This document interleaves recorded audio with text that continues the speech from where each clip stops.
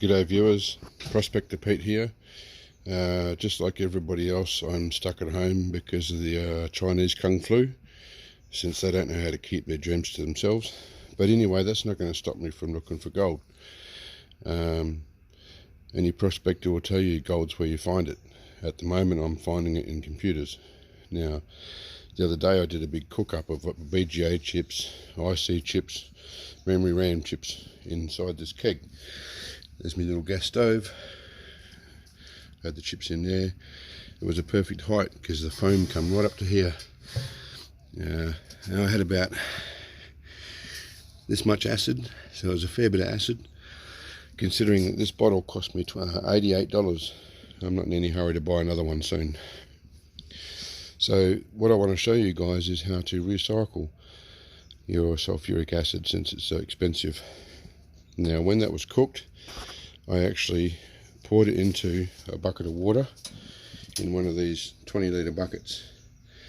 I think that that's probably twice as much water as the amount of acid I had, so I need to drop it all back down to a third of its volume to get back my 98%. Now what I did was, once I poured it into the water, I let it settle. I poured off all the solution and I kept all the stuff I'm washing into other buckets, which I am in the process of washing. As you can see, it settles on the bottom and it goes all clear. Same here, same here. Well, the original bucket did the same thing as well.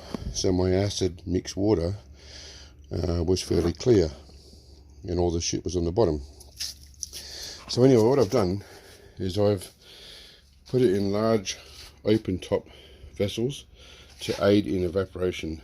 I've had the heat on high all day. Some of you probably say, oh, will the electric bill go up?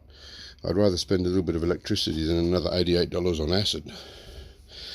The idea here is to reduce it down. The evaporation, it started up here and it's now gone down to there, and I need it to go down to about there.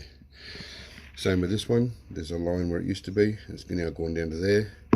Same with this one, started up there, it's now gone down. So it's got a little bit of ways to go. Once that's all evaporated down to where I think it's back to 98%, the way you test is I'll put some tissue paper on my table, and if that is 98%, when you put a couple of drops on the tissue paper, it should start dissolving it straight away. If it doesn't, if it just gets wet and that's it, then I have to evaporate more. But 98%, it just destroys anything that comes, paper, rubber gloves, anything like that, it'll destroy them straight away. So that's what I'm going to do. And then, because sulfuric acid absorbs moisture from the air, once I've got that down to where I need it, I then have to put it in a bottle with a lid. So I'll pour it back into my original bottle. I can't just leave it in an open bucket like that. And then what I'll do is I'll get more acid from here, put it back into these and start all over again. And I'm hoping to recover quite a bit of acid, at least enough for another cook. Meanwhile, I'll be washing these, and now they say, was it a kilo of BGAs gives you 10 grams of gold? Well, there wasn't a kilo of BGAs, but there was 2 kilos of mixed BGAs, ICs, RAM chips, and I'm hoping out of all that to get about 10 grams. It'd be nice if I got 10 or more, but I'm thinking probably between 5 and 10 grams. Either way, that's alright.